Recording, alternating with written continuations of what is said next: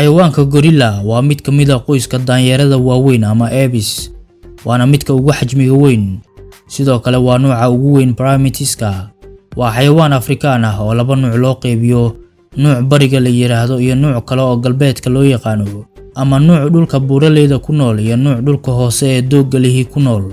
Labadan nuuc farqi badan uma dhaxeeyo, waxayna ku kala duwan yihiin oo kaliya dhanka dhogorta oo nuuca buuraha ku nool waa dhogor badan yihiin, sidoo kale waa ay jir adag yihiin maadaama hoygoodu uu yahay dhul aad u qabow. Waxay ku badan yihiin oo uu deegaankoodu yahay qaar ka mid ah dalalka Afrika, sida dhulka sare ee cagaaran iyo buuraha volkaanada ee dhaca dalalka Rwanda, Uganda iyo Democratic Republic of the Congo. Waxaa jiraan sidoo kale kuwa jecel oo uu hoygoodu yahay dhulka hoose ee keymaha ah ee dhaca bartamaha iyo galbeedka Afrika. Waa xayawaan u nool koox-koox, waxaana kooxdiiba loo yaqaanaa tribes ama xogaga ama ciidamada. Waxayna inta badan kooxda tir ahaan gaartaa ilaa 10 gorille, inkastoo mararka qaar xitaa gaaraan ilaa 50 gorille. Inta badan kooxdiiba waxay leedahay hal gorille oo lab ah oo aad u xoogan, inta kale ee kooxdana waa dhadig.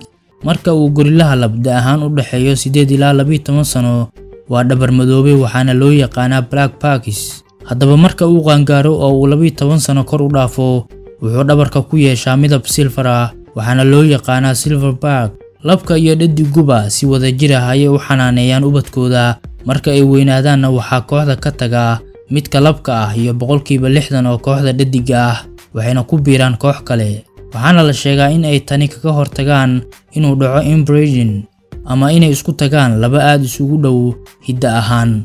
Sidoo kale waxaa la sheegaa DNA ahaan in xayawaankan iyo bini'aadamka ay wadaagaan ku dhawaad 98%, taasoo ka micnaha in cudurrada bini'aadamka ku dhaca xitaa hargabka inuu saameyn ku yeelan karo. Gorillaha ubadka uu dhalo waxaa la yiraahdaa dhalaan ama infant, waxayna tani kala siman yihiin bani'aadamka.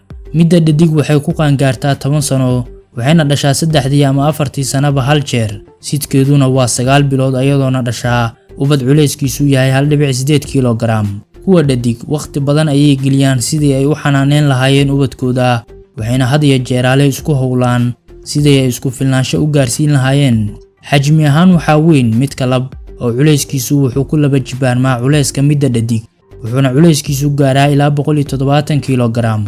Sidoo kale wuxuu jooggiisu gaaraa 1.7 mitir. Waa mid ka mid ah xayawaanada ugu garashada roon, waxaana xitaa la arkaa xayawaankan oo ul ku dhex maraya biyaha dhulka jiifa si uu isaga cabiro inta ay biyaha hoos u jiraan. Xayawaanka gorilla waa mid herbivore ah ama dhir cuna ah, waxayna si gaar ah u jecel yihiin dhirta soo dhalanaysa ee cusub, caleemaha geedka iyo fawaakihda. Waxaana jiraan kuwa cuna noolaha sida quraanshada, balse sida guud waxay ku tiirsan yihiin oo ay cunaan dhirta. Waa xayawaan leh ilaa 32 ilig, wuxuuna ka mid yahay xayawaanada uu amiteedkoodu furan yahay, wuxuuna maalintii cunaa cunto culeyskeedu yahay 20 kilogram. Waa xayawaan xilliga qoraxdu joogto dhaqdhaqaaq badan, xilliga habeenkiina inta badan hurda. Waa mar uu cunto raadinayo, mar uu cuntada cunayo iyo mar uu jiifo. Nuuca la yiraahdo mountain gorillas ee hoostaga qaybta bari wuxuu rubuc ka mid ah maalintiisa ku qaataa wax cunis, waxayna xilliga habeenkii koox ahaan u wada seexdaan buulal dhir ka samaysan oo dhanka dhulka ah ama geed dushiisa ku yaala. Waxaana jiraan dalal Afrikaan ah oo hilibka gorillaha aad looga jecel yahay. Tusaale dalka Cameroon 80% hilibka laga cuno waa hilibka duurjoogta, wuxuuna hilibka gorillaha dalkan ka yahay cunto wadani aad loo jecel yahay. Waxaana dhacda in la dilo kuwa waaweyn ee kooxda si loo qabto kuwa yaryar, maxaa yeelay kooxda gorillaha waa mid sharteedu badan tahay, isla markaana aad u difaactanta marka la doonayo in la qaato mid ka mid ah dhalaanka yar ee kooxda. Waa kuwa aan khatar badnayn, waxayna door bidaan nabadda. Marka kaliya ee bini'aadamka dhibaateeyaanna waa marka ay dhankoodu ka dareemaan inay khatar ku yihiin.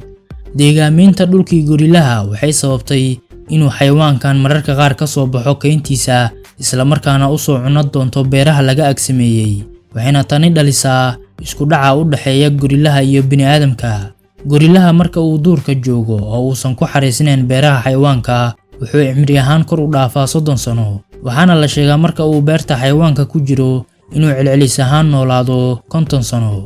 Labadiisa gacmood waxay ka dhaadheer yihiin labadiisa lugood, taasoo u saamaxda inuu afartooduba adeegsado marka uu soconayo. Labada gacmood wuxuu ku leeyahay 10 farood, sidoo kale labada lugood wuxuu ku leeyahay 10 farood.